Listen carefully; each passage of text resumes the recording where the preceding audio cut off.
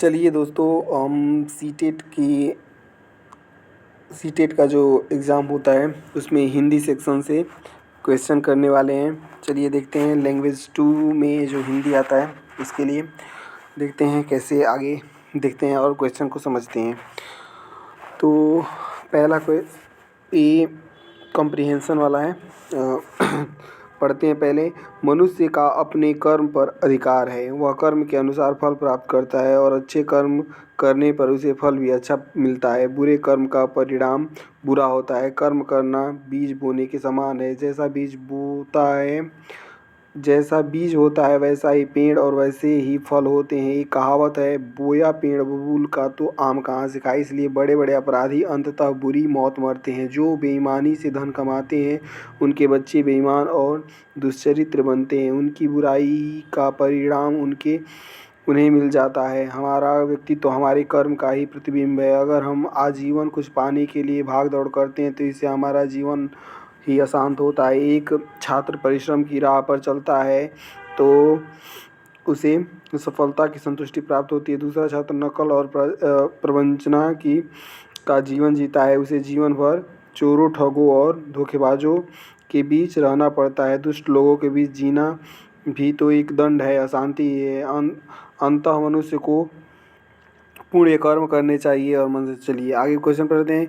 जो बेईमानी से धन कमाते हैं वो बेईमान और दुष्चरित्र होते हैं। बिल्कुल आगे नेक्स्ट चलते हैं। अनुच्छेद के अनुसार दंड क्या होता है। अनुच्छेद के अनुसार दुष्ट लोगों के साथ जीना। दंड क्या होता है। अच्छे कर्म करना दंड है नहीं, पूजा करना दंड है, अच्छे विचार रखना दंड है, दुष्ट लोगों के साथ जीना दंड है। फिर है, बोया पेड़ बबूल का तो आम कहाँ से खाए। ये बुरे कर्मों का फल अच्छा फल नहीं मिलता, ये सही है। मनुष्य का अधिकार किस पर होता है। जीवन पर, कर्म पर, परिणाम पर, वचन पर। तो कर्म पर होता है। इसको हम दिखा सकते हैं यहीं पे जो नीचे वाला लाइन। अतः मनुष्य को पुण्य कर्म करने चाहिए।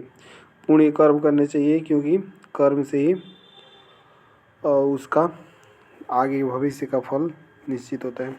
फिर आगे इस गद्यांश का उचित शीर्षक दीजिए। मनुष्य का कर्म, सच्ची शांति, जैसा करोगे वैसा भरोगे। मुझे मनुष्य का कर्म अच्छा लग रहा है, पता नहीं, देखा जाएगा। बेईमानी ये शब्द है, इसमें उपसर्ग बे, ईमान एक शब्द होता है उर्दू का, जैसे ईमानदार, तो उसमें बे जोड़ा गया है तो बेईमानी ऐसे शब्द बना है। दंड का विलोम है तो दंड का विलोम क्षमा है।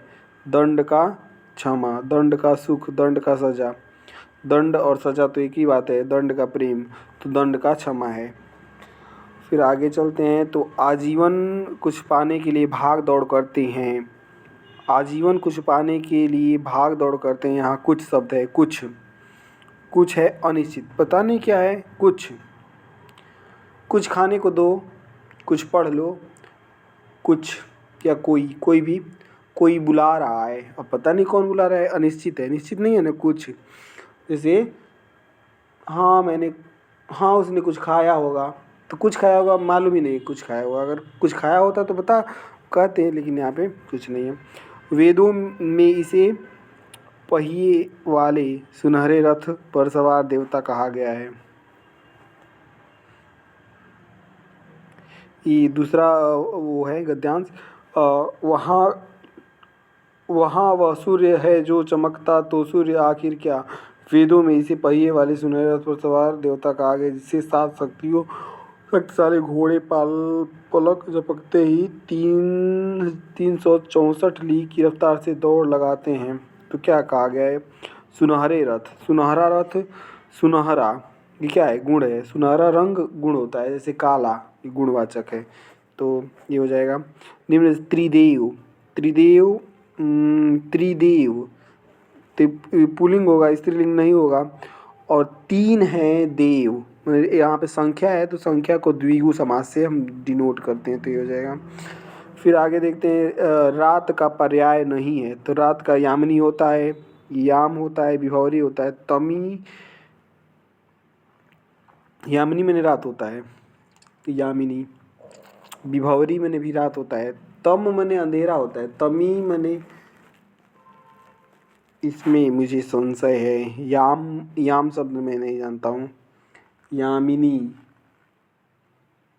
यामिनी, ये तमी, तम मैंने अंधेरा होता है, तमी शब्द के बारे में मुझे पता नहीं है। चलिए कोई बात नहीं। उपयुक्त गद्यांश के अनुसार दिन और रात किसका प्रतीक है? तो दिन और रात किसका प्रतीक है, तो ये पढ़ना पड़ेगा, तो पढ़ेंगे तो मालूम चल जाएगा कि दिन और रात किसका प्रतीक है।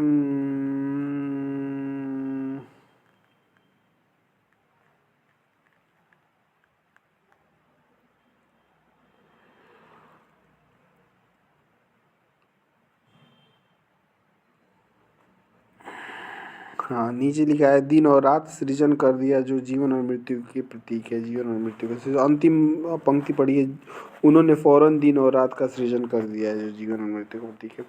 अब अदिति का 8वां बच्चा कौन सा था? तो यहाँ पे लिखा गया है कि अदिति के 8 बच्चे थे, 8वां बच्चा अंडे की शक्ल का था, 8वां बच्चा अंडे की शक्ल का था। और सूर्य के पिता का नाम क्या है? तो ऊपर अगर देखें तो सूर्य के माता पिता आदिति और कश्यप, तो कश्यप थे इनके पिता और माता थी आदिति। वेदों में किसे एक पहिए और सुनहरे, तो सूर्य को एक पहिए और सुनहरे रथ वाला देवता कहा गया है। तो बस, अरे 30 क्वेश्चन है का बाबू कोई बात नहीं, चलो। एक व्यक्ति द्वारा अपने भाव और विचारों को दूसरे के समक्ष प्रस्तुत करने हेतु ध्वनि संकेत हेतु भाषा का प्रयोग क्या कहलाता है? तो देखिए, विचार प्रयोग करना है, ध्वनि संकेत का प्रयोग करना है, तो मौखिक अभिव्यक्ति हो जाएगा। वाचन में तो भाव विचार नहीं प्रस्तुत किया जाता, अपने भाव विचार नहीं प्रस्तुत पढ़ा जाता है। और बच्चे सामाजिक अंतःक्रिया करके भाषा सीखते हैं, तो वाइगोत्स्की कहते हैं कि सामाजिक अंतःक्रिया, और पियाजे साहब कहते हैं कि बच्चे वातावरण के साथ अंतःक्रिया करके सीखते हैं। चॉम्स्की साहब भाषा पे ही बताए हैं, लेकिन ये नहीं है। स्किनर साहब पुनर्बलन के बारे में बात करते हैं। 7वीं कक्षा के शिखा को कुछ वर्ष पहले मस्तिष्क में चोट लगने के कारण बोलने की समस्या हो रही है। तो देखिए, बोलना और ये सब, तो ये हो जाता है लेखन विकार नहीं, वाक विकार हो जाएगा, डिसलेक्सिया। शिक्षा के दौरान जो त्रुटियां होती हैं उन्हें कठोरता से लेना चाहिए, उन्हें जल्दी से दूर करने का प्रयत्न करना चाहिए। वे बच्चे की सोच की ओर संकेत करते हैं, वे सीखने की प्रक्रिया स्वाभाविक हिस्सा होती है तथा उन्हें समय के साथ दूर होने लगती हैं। हाँ, घ सही है, घ बिल्कुल सही है, क्योंकि घ सही बोल रहा है कि वो सीखने की स्वाभाविक हिस्सा होती है। तो क बिल्कुल गलत है, क्योंकि कठोरता से क्यों लेंगे भाई, तो क नहीं होगा।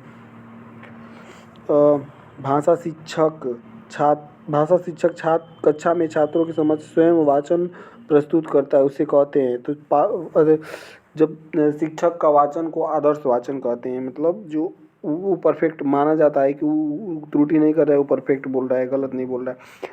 निम्नलिखित में भाषा सीखना और भाषा के बारे में सीखना, ये दोनों भिन्न संकल्पनाएं हैं। भाषा सीखना और भाषा के बारे में सीखना, ये मैं कंफर्म नहीं हूँ। तो भाषा तब सबसे सहज और प्रभावी रूप से सीखी जाती है जब भाषा शिक्षक कठोर रवैया अपनाते, कठोर अपनाएंगे तो गलत बात है। भाषा प्रयोग की दक्षता प्रमुख उद्देश्य है। भाषा प्रयोग की दक्षता, भाषा प्रयोग अधिक समय, भाषा में पाठ्यपुस्तक से अधिक से अधिक समावेश हो, नहीं भाषा के नियम, कंठस्थ तो बिल्कुल नहीं करना है, वो समझना है केवल। हिंदी की कक्षा में प्रायः हिंदीतरी भाषी बच्चे हिंदी सीखने में अनेक कठिनाई का सामना करते हैं, क्योंकि हिंदी सीखने के प्रति उनमें अरुचि होती है। हिंदीतर भाषा है भाषी, वो हिंदी बहुत कठिन है, मतलब प्राय हिंदी और उनकी मातृभाषा के संरचना में अंतर होता है। हाँ, जो हिंदी की भाषा मतलब नहीं बोलते हैं, उनके अंतर होता है संरचना में, इसलिए थोड़ी सी उनको दिक्कत होती होगी। एक शिक्षिका शिक्षार्थियों को 4 समूह में बांटती है और उन्हें उदाहरण कहानी पढ़ने और उसका सार लिखने के लिए कहती है। जब विद्यार्थी समूह में कार्य करते हैं तो मदद करते हैं। समूह तथा में समस्त कक्षा का चर्चा, सहायता, संप्रेषण, समूह कार्य। समूह कार्य ही कहेंगे। समूहों में समस्त कक्षा कक्ष चर्चा यही हो सकता है, समूह कार्य भी हो सकता है।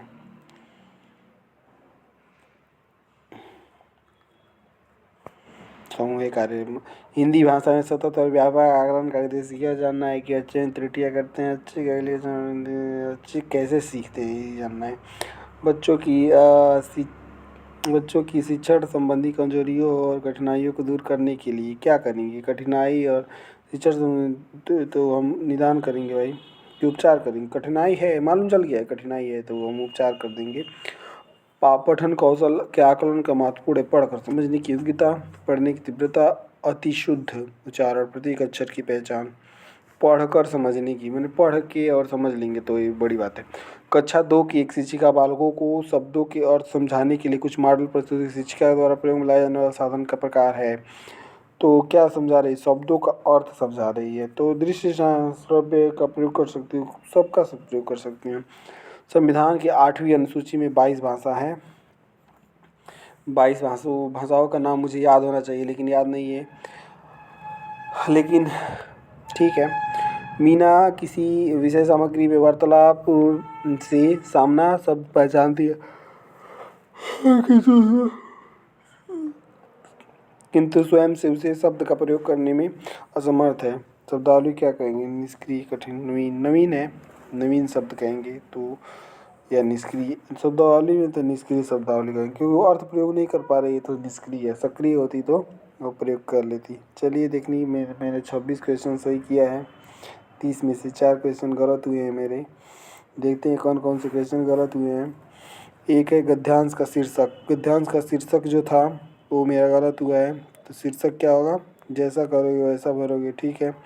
फिर 7वीं कक्षा की शिखा मस्तिष्क चोट लगा है तो क्या कहेंगे? संचार विकार नहीं, संप्रेषण विकार। क्या वो कारण उचित शब्दों कर रही है? अच्छा, बात तो नहीं कर पा रही है, बात में संप्रेषण होगा, सही है। और कक्षा 2 की शिक्षा प्रयोग लायन साधन कौन सा है अर्थ सुनाने के लिए? तो दृश्य साधन, केवल श्रव्य साधन का प्रयोग नहीं करेंगे, कोई बात नहीं। ठीक है, तो ठीक है गाइज।